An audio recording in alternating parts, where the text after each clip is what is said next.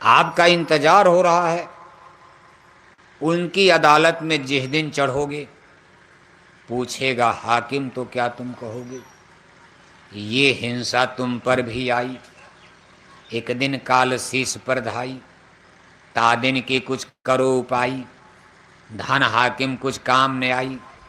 हुकुम हाकिमी सभी नसावे, सुख संपत तेरे काम न आवे। ताते गुरु भक्ति कर लीजिए, जीवन सफल कमाई कीजिए। गुरु महाराज समझा रहे भाई ये हिंसा तुम पर भी आई। हिंसा माने मौत। आप अमर तो हो नहीं, आप भी मारे जाओगे। न जाने कहाँ मौत आकर के खड़ी हो जाए। रात में, दिन में, स्कूल में, अस्पताल में, कहीं भी आ सकती। दफ्तर में, ट्रैक्टर चला रहे, खेत में हो, कहीं भी राम नाम सत्य हो गए। ये तो पानी का बुल्ला है, श्वास की पूंजी खत्म। जैसे घड़ी की चाबी खत्म होते घड़ी की सुइयां बंद हो गई, ऐसे प्राण अपान वायु जो धौंकनी चल रही, अंदर बाहर सांस चल रही है। जिस दिन श्वास की पूंजी खत्म, वो दिन पिंजड़े से पक्षी उड़ जाएगा। क्या करोगे? आपके बस का डॉक्टर कुछ करेंगे? कब भाई आप इसके लिए कुछ उपाय नहीं कर पाए? शरीर के लिए तो कर रहे हो, सुबह से लेकर शाम तक, शाम से लेकर सुबह तक, बल्कि जन्म से लेकर मौत आ गई, आप केवल शरीर की रक्षा के लिए कर्म कर रहे हो। इसी शरीर को बढ़िया बढ़िया भोजन, बढ़िया बढ़िया कपड़ा, बढ़िया बढ़िया घर मकान, सब कुछ शरीर के लिए और सुंदर हो जाए, और सुंदर हो जाए। अब भगवान ने जैसा बोलो कहते और सुंदर हो जाए। एक बार नहीं, 2 बार नहाओ, दिन में 2 बार नहाओ, 2 बार साबुन लगाओ, थोड़ा तेल फुलोल क्रीम उरीम लगा लो, थोड़ा और सुंदर हो जाए। और जय बार घर में गए, शीशा देख, इतना बड़ा शीशा घर में लगा दिया, पूरी शरीर दिखाई दे रही शीशा में। जब जाते हो बस देखो शीशा। सब कुछ इसी शरीर के लिए। लेकिन कभी आपने सोचा नहीं बचा पाओगे शरीर? एक दिन आग में जलकर मुट्ठी भर राख हो जाएगी। जिस शरीर पर इतना नाज नखड़ा है, जिस पर आदमी इतना गरूर गुमान घमंड कर रहा, ये शरीर एक दिन आग में जलकर मुट्ठी भर राख हो जाएगी। मिट्टी मिट्टी में मिलकर मिट्टी बन जाएगा। सूरज की तरह से चमकता हुआ चेहरा, सोने की तरह से चमकती ये शरीर, एक दिन आग में जल करके भस्म हो जाएगी। आप नवलपरासी के सबसे सुंदर आदमी हो, सबसे धनवान हो, सबसे बलवान हो, सबसे बहादुर हो, सबसे बड़े इंजीनियर हो, सबसे बड़े डॉक्टर हो, तो क्या आप जलने मरने से बच जाओगे? नेपाल काठमांडू के बड़े बड़े राजवंश सब देखो मिट्टी में मिल गए। एक राजा था, एक रानी, और मर गए राजा, मर गए रानी, हो गई खत्म। इसी नेपाल के जंगल पहाड़ के लिए कितनी लड़ाइयाँ हुई, देख रहे हो आप। उसी काठमांडू की पहाड़ी के लिए भतीजे ने चाचा को मार डाला, भाई ने भाई को मार दिया, और अभी देखो तख्ता पलट हो गया, तमाम नेता ही मार दिए गए। अब जो लोग गद्दी पर बैठते हैं, क्या वो परमानेंट हैं? समय सबका होता, लेकिन नेपाल की पहाड़ी तो वहीं रहेगी। युग बीत गए, कल बीत गए, झगड़ा इसी का तो, और जंगल है, पहाड़ तो है। लेकिन इसके लिए आदमी कितना लोभ और मोह, लालच करता है, अहंकार घमंड में झगड़ा होता। लेकिन लेकर क्या जाओगे?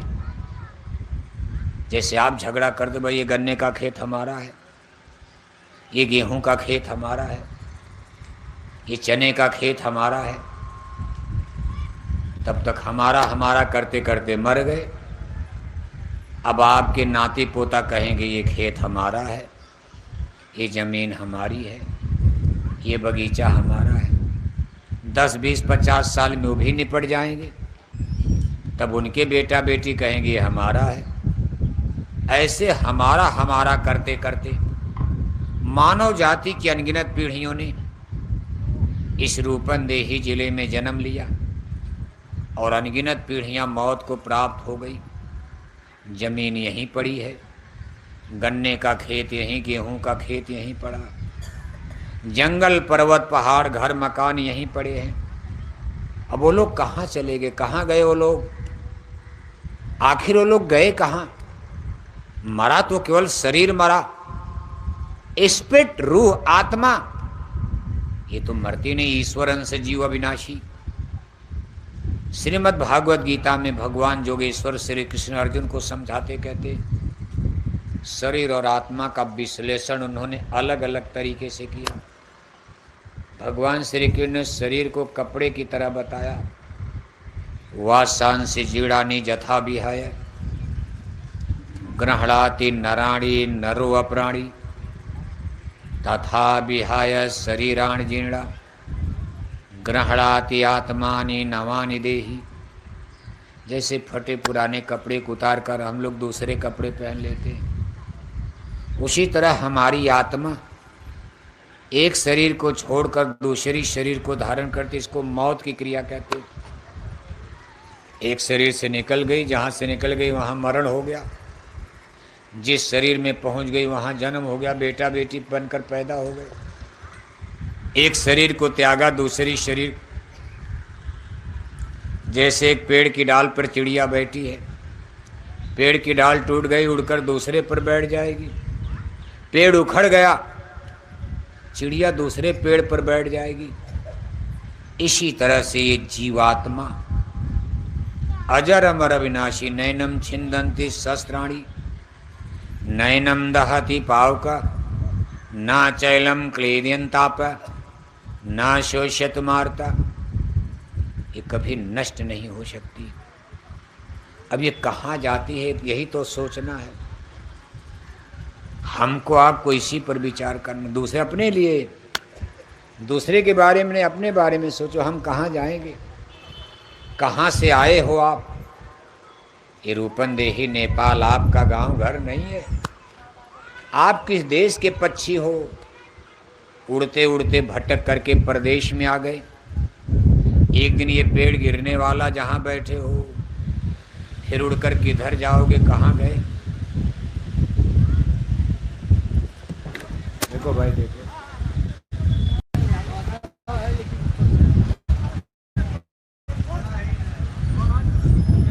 बैठो बैठो। इसी को नेपाल कहते हैं, इसीलिए यहाँ भूकंप आता। बड़ा गड़बड़ देश। जब भैंसा मारोगे तो यही सब। अभी तो पता नहीं क्या, इसीलिए तो बचाया जा रहा। और बचाओ बड़ा खतरनाक। जिस दिन हिमालय हिल जाएगा नेपाल का क्या होगा सोचा? आप तो खैर मैदान में हो, कुछ गनीमत है। जो लोग पहाड़ों में रह रहे उनका क्या? अगर नेपाल जब हिलेगा, ऐसे झूले के इतना बड़ा पहाड़ नेपाल, ऐसे इन कोठियों का घर मकान का क्या हाल होगा? भगवान क्या चीज़ है तब समझ में आएगा। तो देखो आप जीवात्मा। भाऊ साहब क्या हो गया, क्या हर्रा रहा? पन्नी जरा इसको बांधो भाई, पन्नी छूट गई हो, बांधो पाइप में, पेड़ में बांधो। गुप्ता जी कहाँ गए? गुप्ता इसको टाइट करके बांधो यार, क्या तमाशा कर दिया। नेपाल में टेंट भी नहीं मिला आपको। 4 लोग वहाँ बैठे, गैंग में अलग अलग टुकड़े टुकड़े ऐसे गोल बन गई। एक गोल उधर बैठी है, एक गोल इधर बैठी है, एक गोल पीछे बैठी है। अरे थोड़ा टेंट उन बड़ा लगवा देना चाहिए था। एक जगह बैठते सब लोग, फोटो जा रही है ना। सवाल केवल रूपन देख नहीं, आज कहाँ कहाँ फोटो आपकी जा रही, कितने लोग देख रहे हैं देश विदेश में। इस चीज का तो ध्यान रख करके कार्यक्रम करना चाहिए। तो देखो आप, आखिर वो लोग कहाँ चले गए? और हम लोग भी मौत के बाद, अगर आत्मा अमर है, शरीर तो मान लो हम लोगों का नाती पोता घर वाले जलाएंगे, हम लोग तो रहेंगे नहीं। और जो मर जाएगा वो शरीर देखेगा, वो तो नाती पोता के हवाले हो जाएगी। हम कहाँ जाएंगे, माने जीव कहाँ जाएगा? अब हिंदू धर्म में आप जो जानकारियाँ आपको मिलती हैं, एक परंपरा है, हिंदू धर्म में ये माना जाता है कि मरने के बाद 10 दिन तक, देखो हिंदू धर्म में 10वां मनाया जाता, रोना गाना चलता, और 13 दिन बीतने के बाद हिंदू लोग ब्रह्मभोज तेरही का आयोजन करते, और तेरही के 2-4 दिन पहले से पूरे गांव जीवार में एक नोटिस और सूचना लिख करके भेजा जाता कि हमारे पूजनीय दादाजी का क्या हो गया, क्या हो गया, दादी मर गई, क्या हो गया, माताजी मर गई, क्या हो गया, पिताजी मर गए, क्या हो गया, पूरे रूपंदेही जिला का क्या हो गया, पूरे नेपाल का क्या हो गया, पूरे इंडिया हिंदुस्तान भारत का क्या हो गया, सबका स्वर्गवास। तब तो भगवान का नरक खाली पड़ा होगा।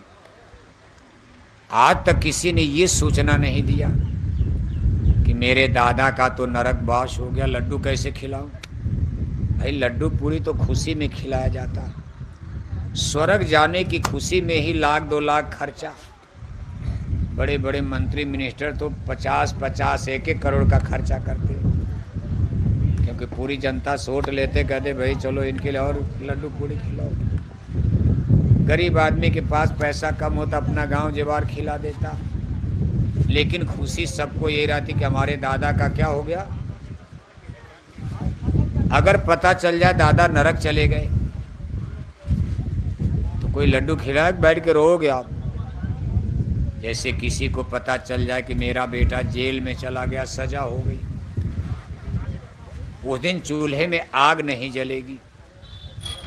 और पता चला कि मेरा बेटा जेल में जेलर की नौकरी पा गया, उस दिन गांव में लड्डू बांटोगे आप। जेल में दोनों हैं, एक सजा पाकर के जेल में गया और एक जेलर की नौकरी पाकर जेल में गया है। जेलर बन करके गया, उसको 2 लाख तनख्वाह मिलेगी महीना, लेकिन जो जेल में गया है उसको तो डंडे बजेंगे। दादा अगर स्वर्ग चले गए, लड्डू पूरी खुशी है, लेकिन गारंटी कौन देगा।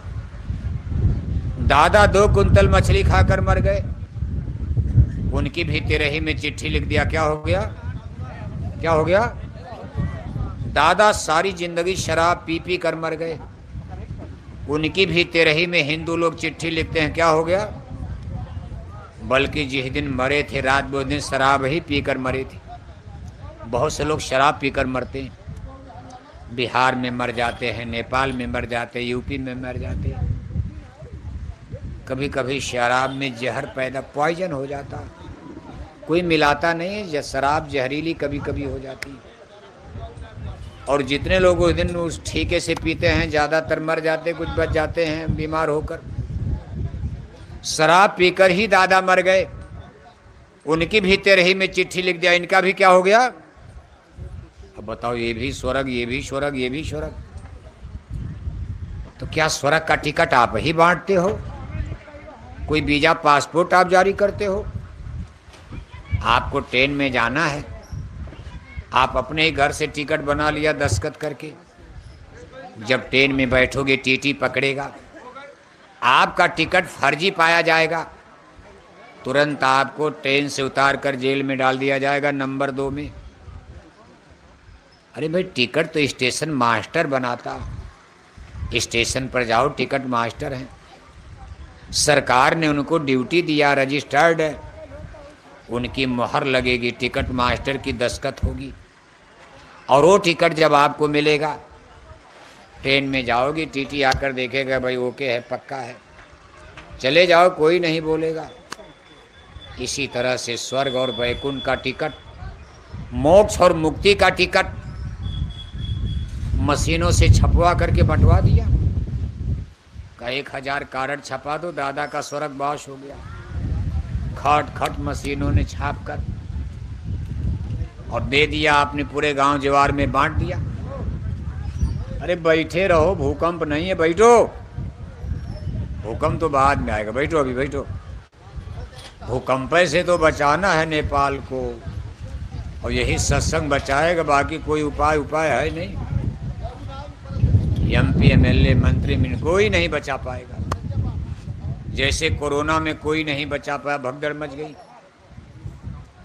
ऐसे आगे जो खराब समय आ रहा कोई नहीं बचा सकता, न भारत में बचाएगा न नेपाल में बचाएगा। बस ईश्वर भगवान देवी देवता जिनको आप आज भूलते जा रहे हो, ईश्वर भगवान देवी देवता धर्म कर्म को ही मानो तभी रक्षा होगी। अब आप सब कुछ छोड़ करके उसी में लग गए, पूजा पाठ भी नकली फर्जी ही करने लगे, मंदिर में टन टन घंटी घंटा बजाए जा रहे, हरे रामा हरे कृष्णा कीर्तन गाए जा रहे, गंगा गोदावरी महाकुंभ नहाए जा रहे, पूरे माथे भर चंदन तिलक टीका लगाए जा रहे, अखंड रामायण पढ़े जा रहे, जय श्री राम नारा लगाए जा रहे, और 1-1 किलो मछली 10-10 बोतल शराब पिए जा रहे, 1-1 किलो अंडा खाए। ये कौन सा धर्म आपने शुरू कर दिया? अंडा खाना सनातन धर्म है? शराब पीना सनातन धर्म है? मछली खाना सनातन धर्म है? इसलिए बहुत बड़ी मार पड़ने वाली। कितनों मंदिर में घंटे घंटा बजाओ, अगर पशु पक्षियों की हिंसा हत्या कर रहे हो, ईश्वर परमात्मा आपको माफी देने वाले नहीं है। और आज स्थिति क्या बन गई, पूरे संसार में जितने हिंदू रहते हैं, हिंदुओं की आबादी दुनिया में 3रे नंबर पर है। खंभा पकड़े रहना भाई, देखो चोट वोट न लगे किसी को। हैं गुप्ता जी कहाँ गए, भाग गए कहाँ?